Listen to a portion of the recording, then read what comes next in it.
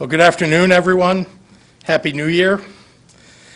Dr. Ezike has joined me today to help address the progress of the first 3 weeks of the vaccination process here in Illinois and what the next phase of access will look like for our 12.7 million residents. As of last night, approximately 344,525 total doses of the Pfizer and Moderna vaccines have been delivered to Illinois outside of the city of Chicago. In addition, 114,075 doses from Illinois' allotment have been set aside for the federal government's long-term care vaccination program, again outside of the city of Chicago, operated by CVS and Walgreens. Illinois as a whole has administered approximately 207,106 total vaccine doses to date, including yesterday's first round of second doses for the early December first dose recipients. That number also includes vaccinations through the federal long-term care vaccination program, whose partners only started vaccinating in Illinois on December 28th. Nearly 2 weeks after our first state-delivered vaccinations. These first vaccinations have taken place following the Phase 1A recommendations of the CDC's national recommendations with input from IDPH.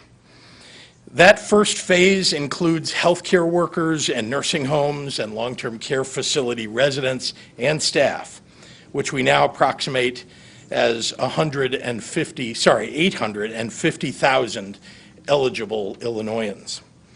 Up to now, this vaccine has only been offered to a very specific group of people at very specific locations in staggered proportions because hospitals and nursing homes have been concerned about too many of their staff receiving the vaccine on any given shift.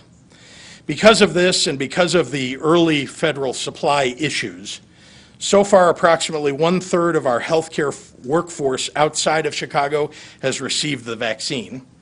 IDPH continues to work with local health officials to ensure the rapid administration of these vaccines to all members of Phase 1A who consent.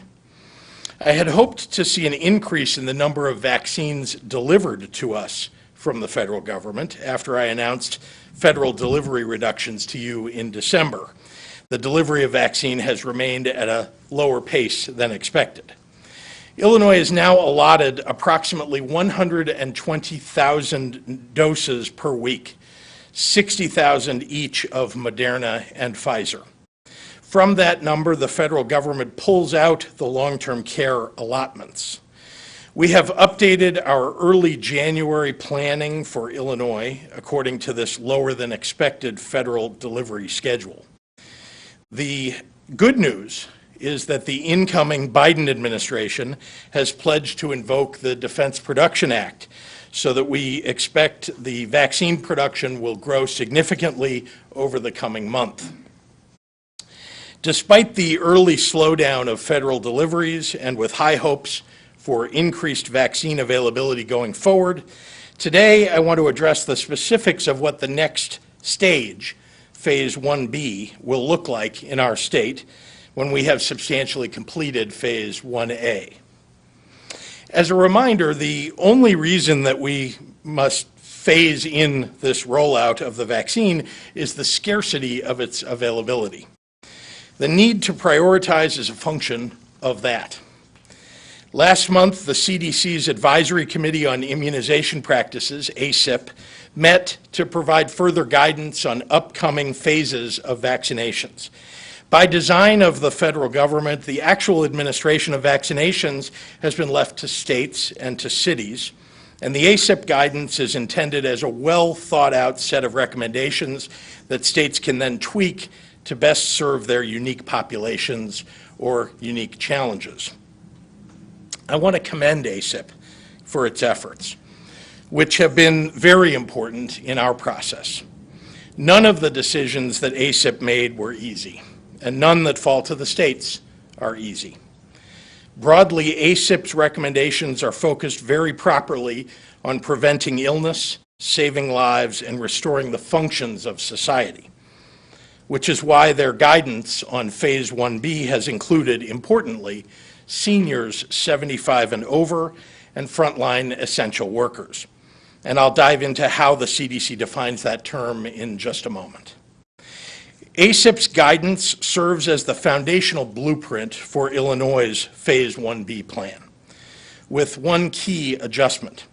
Here in Illinois, we are more strongly pursuing equity in the distribution of our vaccinations. Let me begin by talking about ACIP's recommendation that Phase 1B include only seniors who are 75 years old or up. I believe strongly that we ought to protect more of our seniors earlier than ACIP has recommended. For the last 10 months, we have seen the fundamental vulnerability to COVID-19 of the entire population of our seniors, not just those 75 and over. And importantly, the average age of death from COVID-19 is much lower than 75 for Black and Latino Illinoisans. While the average white person in Illinois who died from COVID-19 passed away at age 81, the average age of COVID-related death for Black Illinoisans is 72, and it's 68 for Hispanic Illinoisans. For people of color, multi-generational institutional racism in the provision of health care has reduced access to care, caused higher rates of environmental and social risk, and increased comorbidities. I believe our exit plan for this pandemic must, on balance, overcome structural inequalities that have allowed COVID-19 to rage through our most vulnerable communities. Lowering our minimum age for vaccinations in Phase 1B is one critical component in addressing that. So the one area where we are diverging from the ACIP recommendations is this. In Illinois, if you are 65 and over, you can get vaccinated in Phase 1B. We've adopted the rest of ACIP's Phase 1B recommendations, which is mostly focused on frontline workers, a group that in many of these industries is disproportionately made up of people of color. The ACIP term frontline essential worker is really focused on those individuals who carry a higher risk of COVID-19 exposure, in large part because their work duties can't be performed remotely. So they spend more time in proximity to other coworkers or members of the public. The CDC estimates about 30 million Americans are frontline essential workers. That includes first responders like firefighters and police officers, educators like teachers, support staff, and child care workers, people in essential industries like the Postal Service, manufacturing and distribution, public transit, food and agriculture, grocery stores, and congregate facilities. All in all, Phase 1B totals approximately 3.2 million people throughout the state of Illinois.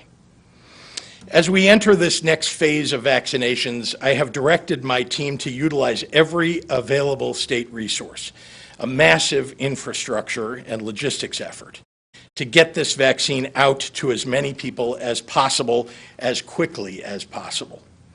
A vital component of that is our extraordinary Illinois National Guard, who orchestrated the development of our robust public COVID-19 testing infrastructure early on in the pandemic. Under General Richard Neely's direction, the Guard will bring their expertise, their precision, and their efficiency to standing up mass vaccination sites across the state. We're also actively increasing the number of providers registered to administer vaccinations so that we can implement widespread and equitable availability as more and more vaccines are delivered to our state. As we do this, my administration has also issued additional non-discrimination guidance to ensure vulnerable and historically marginalized communities receive equitable, informed access to these vaccines.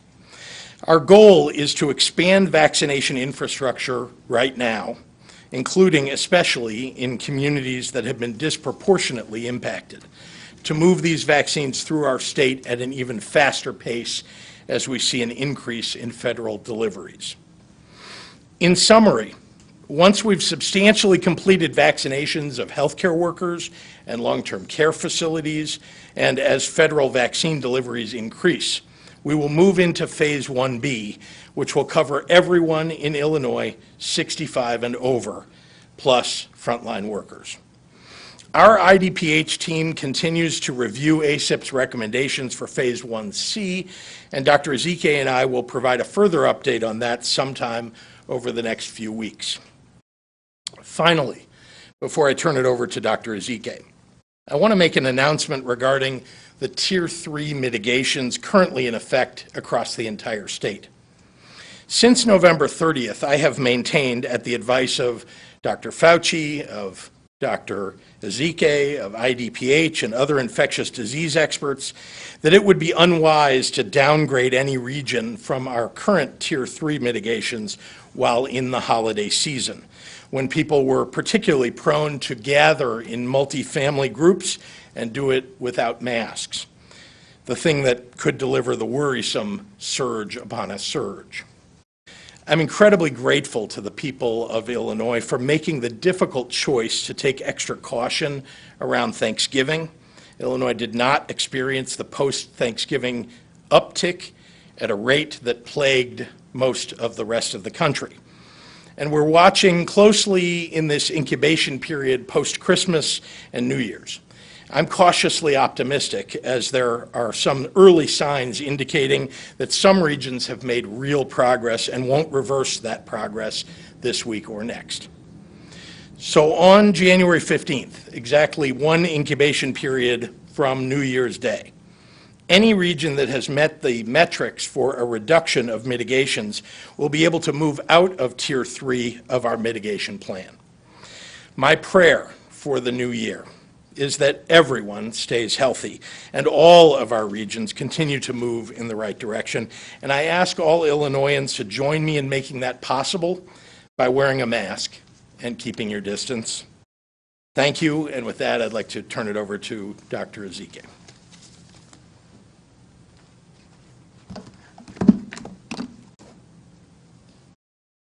Good afternoon and Happy New Year.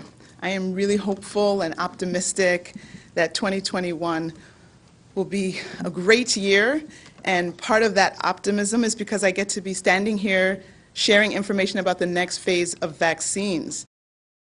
We are getting shots into arms, and that's exactly what we need to end this pandemic. As the governor mentioned, we want to make sure that we are equitable in vaccine prioritization and that we recognize the populations at highest risk. And that means both the highest risk for exposure as well as the highest risk for severe illness and death.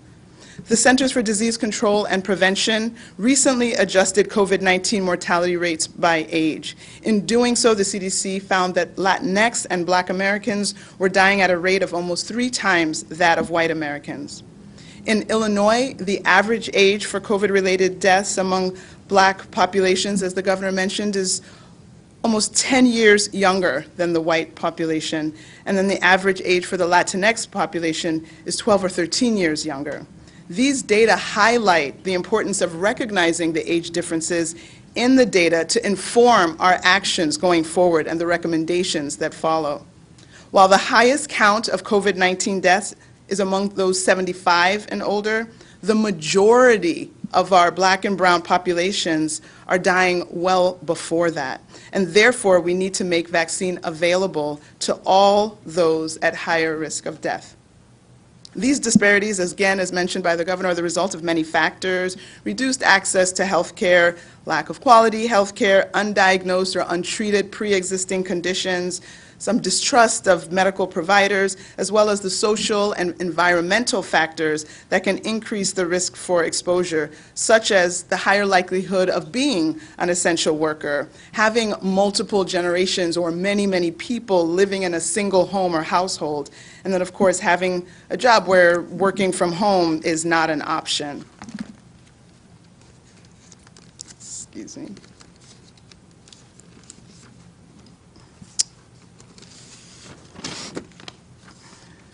So throughout this pandemic, we have been working closely with our minority communities to make sure that we increase access to testing, and as well to provide information and educational resources.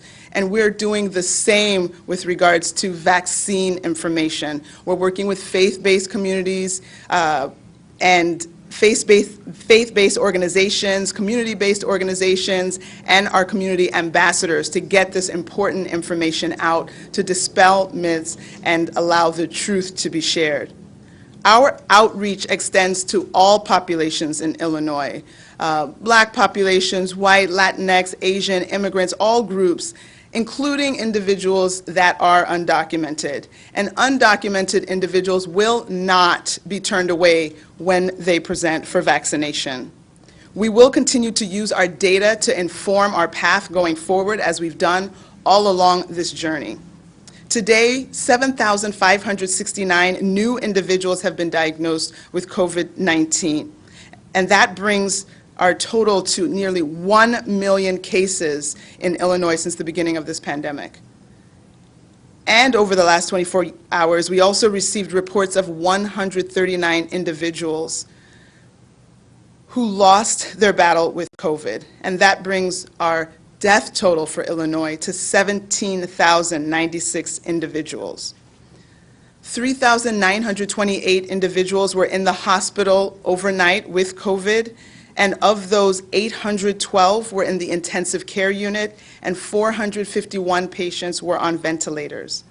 In the last 24 hours, more than 80,000 COVID tests were resulted, for a total of more than 13.6 million tests since the beginning of this pandemic.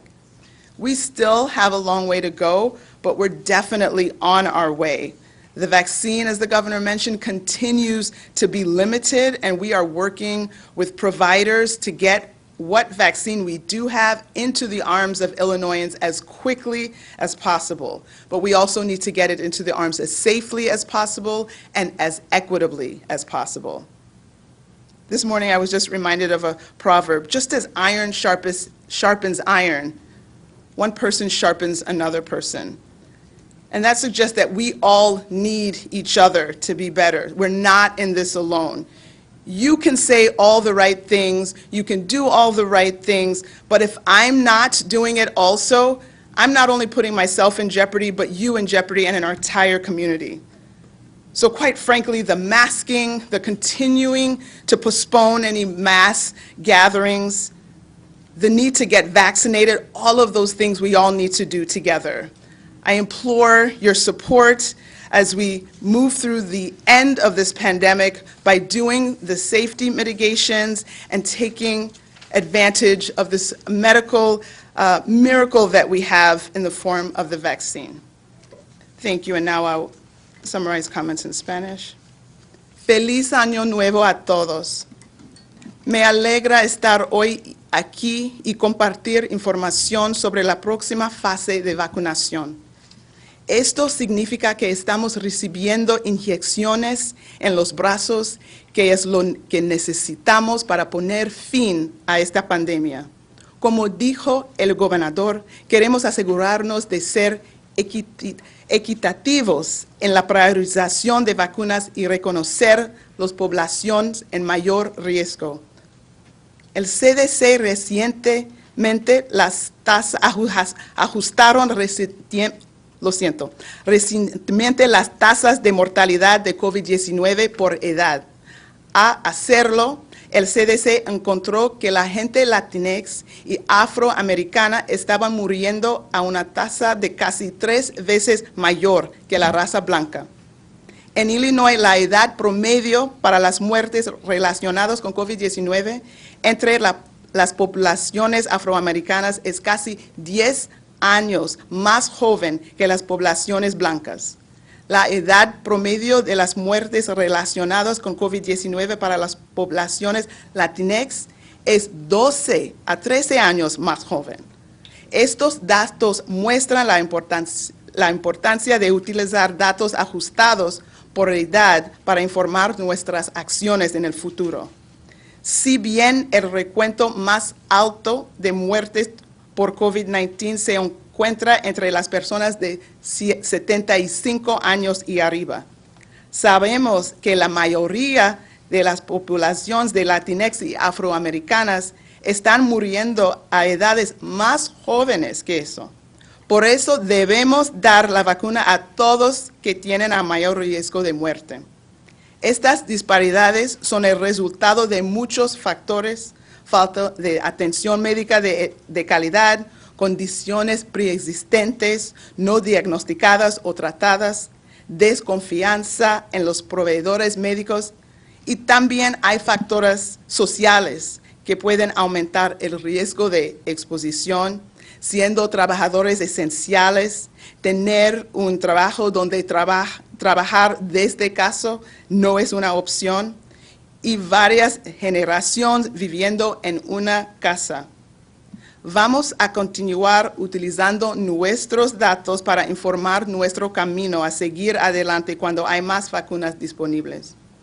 Hoy hay 7,569 personas nuevas con COVID-19 para un total de más de casi 1 millón casos en Illinois.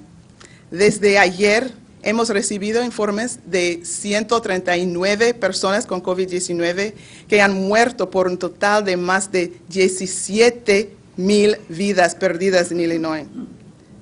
3,928 personas estuvieron en el hospital desde noche con COVID-19. De ellos, 812 pacientes estaban en la unidad de cuidados intensivos y 451 pacientes estaban en ventiladores. En las últimas 24 horas se han informado más de 80,000 pruebas de COVID-19 fueron hechas para un total de más de 13,6 millones de pruebas aquí en Illinois. Aunque nos queda un largo camino adelante, estamos en camino para acabar con esta pandemia. La vacuna sigue siendo limitada en este momento y estamos trabajando con los proveedores para que la vacuna que tenemos esté disponible de la manera más rápida, más segura y más equitativa que posible. Permítanme terminar con esto. La vacuna COVID-19 es para toda la gente de Illinois. Nadie será rechazado, especialmente nuestros trabajadores esenciales indocumentados que han hecho que Illinois siga adelante durante esta pandemia. Por favor, entiende eso. Mientras tanto, debemos seguirlos, los 3 M's. Usa su máscara, mantenga su distancia y lavar las manos. Muchísimas gracias para su apoyo. And with that, I will turn the podium back over to Governor Pritzker. Thank you, Dr. Ezike. Before I take questions, I want to address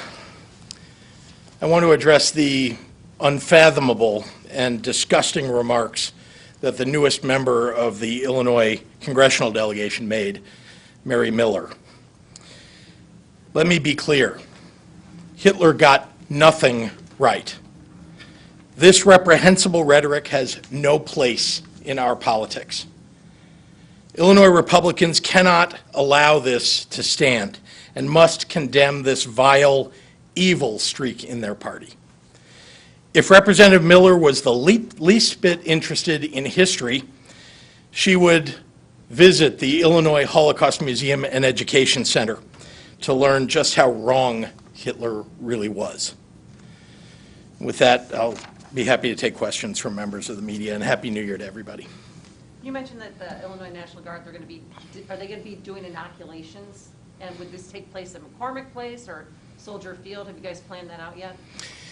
All of that is in the works, and the answer is you have the right idea. They'll be assisting others and doing it themselves, depending upon their expertise, of course, and using arenas, as you're describing, all across the state and in conjunction with local leaders to make sure that they've got the right locations and there's enough parking and enough access for everybody. Yes, sir. We're hearing reports that vaccinations among healthcare workers are perhaps lower than had been expected. Is that something that you can confirm? And if so, what does that do to the supply? So I have heard that for example, at private hospitals, that there is a choice being made by some healthcare workers not to be vaccinated early. And let's be clear about it, and let's try not to blame, at the moment, people who are choosing not to do it. There's vaccine hesitation among lots of people. And even among the most educated people, I have heard people say, well, I want to see someone else get it first and see how they react, or maybe I want to wait till someone gets their second dose, and then I'll go for my first dose. So, I do know that there are people who are choosing not to be vaccinated. And I've heard this at private hospitals. I've seen it. That isn't going to stop us. We are going to continue, and people are choosing to uptake as we go here. There will be, as education is done, as people understand this better, as they become more comfortable with it and they see more people get it, I expect that more and more and more, not just healthcare workers, but others, as we open up to 1B and 1C, will want to get vaccinated. Is it enough that it is creating more of a surplus of the supply than you would have expected? No. Whatever is, not being chosen to be uptake, by somebody to have injected in their arm, is being given to somebody else at that facility. The facilities themselves, the hospitals, for example, are telling us, because they discuss this with their workers, how many vaccines they need to have doses they need to have delivered, and then we're delivering those doses. And if they have leftover doses from any given day, they're giving them on the next day.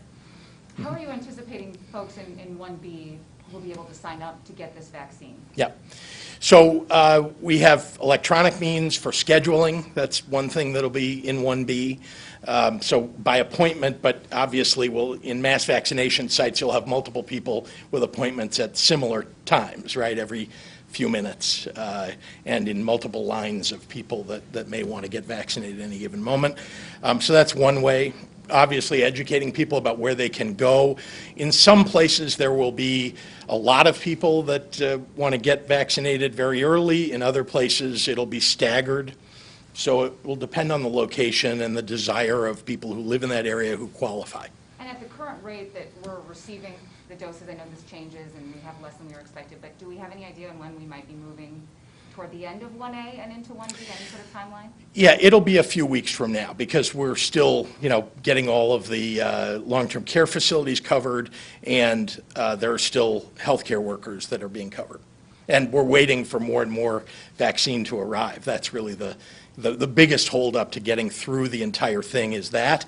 But there are lots of features of, the speed with which we can get this into people's arms, and we're working as expeditiously as we can. So since we didn't have a Thanksgiving surge, and right now hospitalizations are down about 2,000 from the peak at the beginning of November, why not let people go back to just phase 4 right now? I appreciate the question, and let me say that while we didn't see the kind of surge that we expected, you did see some hiccups, let's say, along the way, and even over the last week, where you saw, some of our positivity rates really start to climb again. So why not do it now? Because we're right now literally in the post-Christmas incubation period, and then post-New Year's Eve. We all know that there were people who chose to have a party or chose to get together with lots of other people, which we've asked them not to do, but people did it anyway. We want to make sure that we're keeping our infection rates as low as possible, and so we've scheduled essentially one incubation period after January 1, which is why January 15th is when, and by the way, these regions can move down not just to Tier 2, but wherever they belong in terms of what their infection rate is and what their hospitalization rates are. We'll do two more in the room, and then we got to get online. Yeah. Just real quick, you mentioned the Defense Production Act, which President-elect Biden might enact. Do you have any anticipation as to what impact that might have on production? In terms of the numbers, Yeah. It's hard for me to estimate because I haven't been to the facilities that are manufacturing this. But I do expect that the ramping up will get to a point where we'll get hundreds of thousands per week of vaccine. I mean, right now we're not getting hundreds of thousands. We'd like to see 500,000 per week, and we're hopeful that we can get to that point. But it's hard for me to predict exactly when we would get there or exactly how many will be delivered. But my expectation is it'll be a lot more delivered to the state of Illinois once the Defense Production Act is invoked. I'm a little bit of a nerd, but I watch other governors' COVID-19 updates. And Governor Walz in Minnesota, he stopped sports and said, give me 3 weeks, I'll come back to you. And then he came back in 3 weeks and said, all right, this is what we're going to do. We're going to start practice. Yeah. Can we, I just feel like the parents and the kids who need something right now, Yeah. they are dying on the vine. Yeah. Okay? Can you meet with IHSA? They feel like communication has been completely cut off. Yeah, there's. And they're meeting Yeah. January the 13th, and they want you or Jesse Ruiz or somebody. Yeah. Because we need to get the ball rolling here. Our kids are suffering beyond. Yeah, but remember, it's not like there's no discussion that goes on about sports. It's just that the IHSA, which is one of many organizations in the state of Illinois, just that the IHSA isn't part of those discussions, that we have doctors and others that we rely upon internally to help us make some decisions. And then when we're at a point where it's appropriate to have a conversation with one of the organizations or a number of them, we'll do so. All right, last question. Okay, okay. I do have two from my colleagues that are very different topics. Let's make it quick. Okay, so first and foremost on the new strain, I know Dr. Zika, you mentioned you were monitoring it. Has it been identified here in Illinois? And is there any indication that it could be more contagious in children? Actually, I'll let Dr. Zika answer. Okay, and then the second one's for you, Governor. Okay, so this UK variant, the B.1.1.7, obviously has been identified in some states in the United States. We have not identified it here yet, but that does not mean that it's here, that it's not here. So the likelihood that it's here is very, very high. We do genomic surveillance, where we do the genomic sequencing to look for this variant, so we haven't found it yet.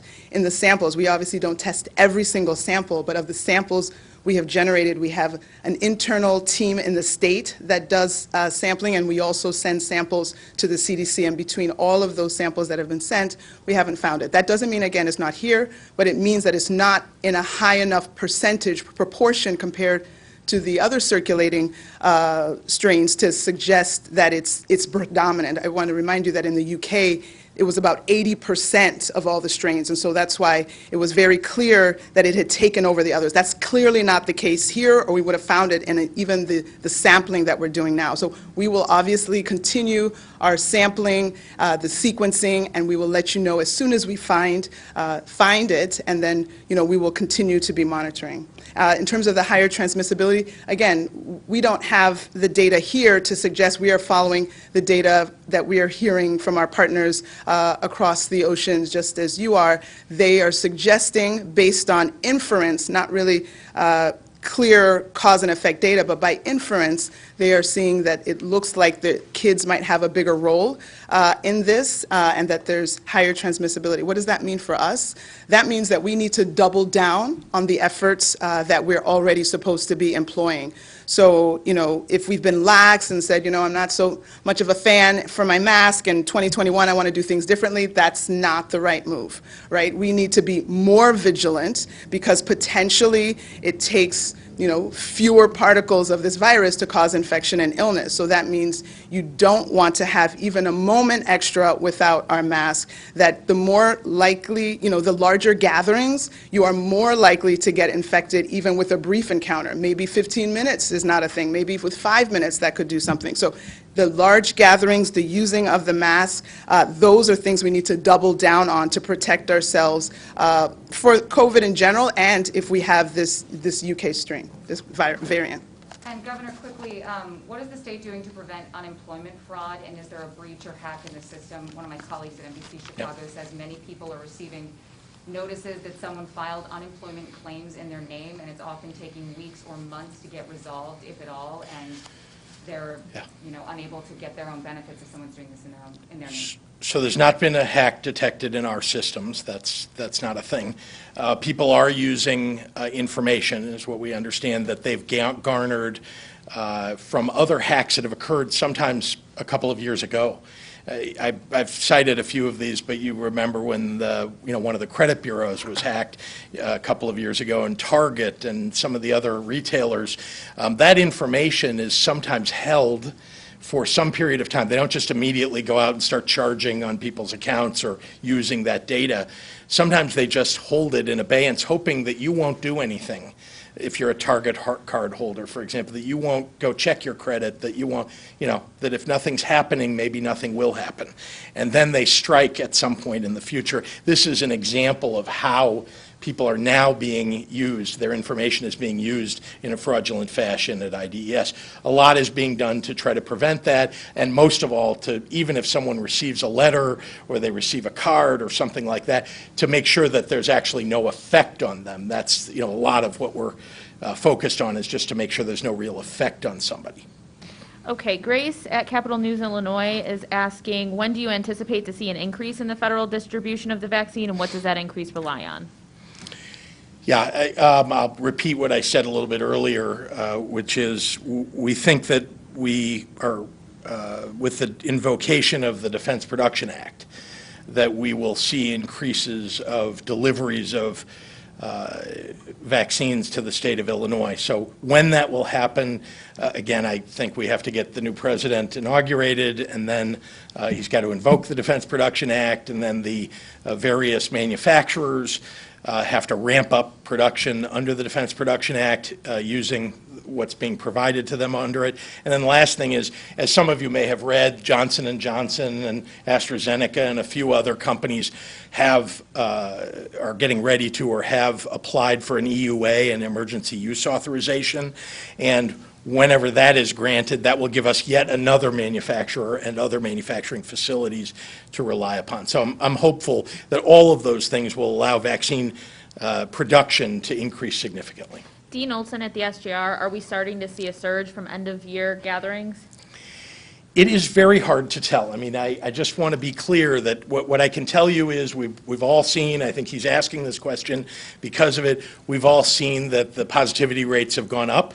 We also know, though, that fewer people got tested around the holiday. They were busy, or they weren't feeling poorly, or weren't doing things that were preventative. And so, as we see people get back into testing today, we had a higher number than in previous days, and so on. We're going to see whether the positivity rate is stagnant or moving down, and so hard to really answer the question. I don't think it is moving in the wrong direction, but as you saw by the tilted head of my colleague, the director, we don't know, is the truth. Jonah Meadows at the Patch, according to the CDC, Illinois ranks 21st among states in percentage of vaccines administered. Does the state expect to increase that percentage, and if so, when and how?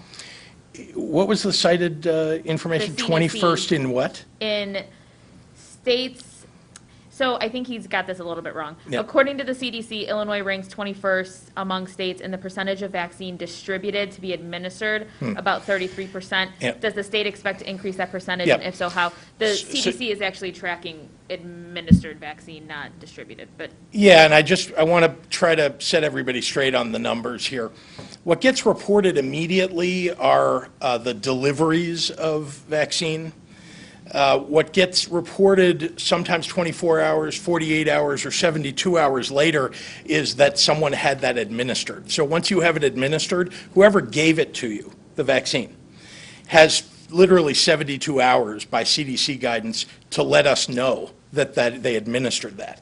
They can do somebody in 24 hours, report that, and they can report at the same location the next person 48 hours later, and that's all allowable. So it's a little hard, to just say exactly where we are. I will tell you, though, that among the top 10 most populous states in the United States, we are doing very, very well. The folks who have widespread distribution and administration challenges in the big states, we are really competing quite well, if you want to look at it that way, and getting vaccines out in a relatively quick fashion. I want to do even better. It's why we're going to have the National Guard brought in. It's why we're going to open up so many other locations But I consider this a race to get vaccines in people's arms as fast as possible. And that's the measurement that we all should be focused on. It's not distribution.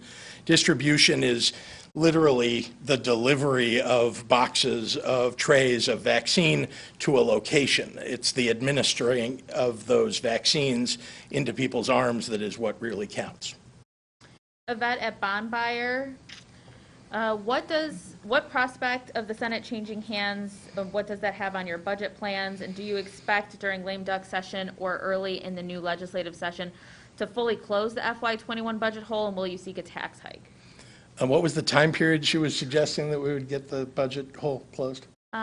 During the lame duck Lame session duck. or early in the new legislative session? Yeah. So, I mean, certainly our goal is we have to close that budget hole as soon as we can. Lame duck is relatively short, so it's difficult to do everything that we need to do to close the budget hole. And we have not yet heard from the Republicans after they're demanding that there be cuts, what their cuts proposal is. So that's one challenge we need to overcome. As far as the overall benefit of the Senate changing hands, I think, let me start by saying congratulations to the two new members of the United States Senate on their wins overnight. Really terrific, amazing results in Georgia and a state turning blue. I'm thrilled about, and the fact that the Senate changed hands is even better. As far as how that'll affect the state of Illinois, well, let me just say I think there are two things immediately that we could all point to. One is that I think we will start to see serious consideration of state and local funding finally, because Mitch McConnell won't be able to block it. And there are Republican senators whose states need state and local funding, and they were working on that behind the scenes, but Mitch McConnell would not bring that to a vote. So I think that will be brought to a vote under the Biden administration, under the new leadership in the United States Senate. And the second thing is, and this I think is extraordinarily important for everybody in Illinois, and that's the elimination of the SALT deduction will be reversed, in my opinion. This is the state and local tax deduction that used to exist that President Trump fought to get rid of because he wanted to punish big states in the United States, particularly those that lean Democratic. And so I think that we will see some movement on eliminating the prohibition on state and local tax deductions. Cassie Walker-Burke. That'll be great, by the way, just for everybody. That will be great for everybody's, lowering everybody's tax bill and, burden of property taxes. Cassie Walker-Burke from Chalk Beat, Chicago. Any more specifics on where teachers could fall in line in 1B and a timeline? The CTU has now asked for the city to delay reopening until teachers can be vaccinated. Teachers are in that category of 1B, and so they'll be able, as the vaccines arrive, they'll be able to visit one of the sites that we're setting up or any other provider that's registered in order to get vaccinated. And also the city of Chicago in particular, which controls its own vaccine distribution, has the ability to set up sites that might be more convenient specifically for teachers. Jim Leach at WMAY. Any updates on efforts to get AFSCME to go along with furlough days or on other efforts to close the budget gap? Nothing to announce yet. Hold on one second. What do you hope, this is Joel at the Daily Line, what do you hope is taken up during lame duck session? Are you pushing any particular issues heading into the start of the 102nd General Assembly? And do you have any preferred House Speaker candidate? So there are a number of things that I think should be taken up in the lame duck session, which again is relatively brief. But one of them, which not many people have talked about, is it's a decoupling issue. There's a tax provision as a result of the CARES Act passage that would essentially deprive Illinois of revenues that it otherwise should get. And so it's literally a technical fix that we ought to just do. It's good for everybody in the state. And so that's something that I would like to see done in the lame duck session. And then, of course, there are quite a number of things that the legislature itself has suggested that they might take up, including, issues that the Black Caucus is raising that that I favor, and I'll work with them on. Jake Griffin at the Daily Herald. While ultimately everyone needs to be vaccinated, should hospital employees that work mostly from home or away from the front line, like finance and public relations, be getting vaccines while Phase 1B essential workers and the elderly continue to wait? Look, rather than focus on the exactitude of the delivery to exactly the right, that we are focused on healthcare workers, facilities and hospitals are trying to get to the frontline workers first. I know that all of them prioritize frontline workers. And working their way backward. Anybody that comes in contact with a frontline worker that's at the hospital comes in contact on a regular basis, and so on. So the intention, I think, is to get to the right people. Those who are administering, so far have shown that they have good intentions to follow the ACIP guidelines, and we expect them to do so. Indeed, they agree to do so when they accept vaccine. Sean Balint is asking if you would share your thoughts on Senator Menard leaving the chamber to join the team. Well, I'm thrilled that Senator Andy Menard will be joining our administration shortly. I think anybody that knows him knows that he is one of the most thoughtful state senators that has served in the state Senate. I know that there are many people in the state Senate who will see it as a real loss for them, that they have a colleague who's leaving them during this session, which will be challenging and interesting for everybody. But he will still be working in state government in a very important position, advising me. I rely upon him as somebody who tells the truth, who knows the process better than almost anybody, and I'm looking forward to having daily working relationship with him. Aaron at the Hyde Park Herald. We continue to see high rates of vaccine hesitancy among Illinoisans of color, though the issue is at play across the state with people who have lower educational backgrounds and et cetera. What is state government going to do about this, specifically state policy, or pursue action or advocacy campaigns? So we are doing education campaigns to make sure that people of color and others who may be vaccine hesitant will learn, understand how important it is to get vaccinated. As I said a little bit earlier in answer to a question, I think that many of the people who are hesitant to get the vaccine want to see someone else get it, someone that they know, someone that they can ask a question to, like, hey, how did it feel? If you've gotten your second dose, is everything okay? Is everything going well?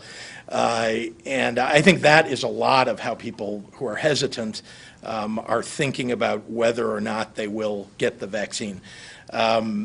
But there are others who have questions, and as a result of that, we're providing frequently asked questions opportunity online for people to get information that they need. We want everybody to know that these are safe, that you've seen them administered already around the world, not just in the United States, around the world to tens of millions of people.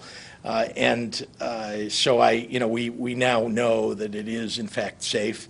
And anybody that looks at that will know, and feel comfortable about that. But there's a lot of work to do to make sure that people understand what this is and what it isn't. It's not like other vaccines. It's actually safer in many ways because there's no live virus associated with it. Have you gotten the vaccine yet? I have not. No. Kelsey Landis at the Belleville News Democrat is going to be our last one. Yeah. In what phase will all state lawmakers, not just those who meet the other criteria, be eligible to receive the vaccine? Is this a priority to ensure continuity of government? Anybody who is eligible under any of the phases who serves in government will have the opportunity to get vaccinated when their phase comes up. All right. Thanks, everyone. Thank you.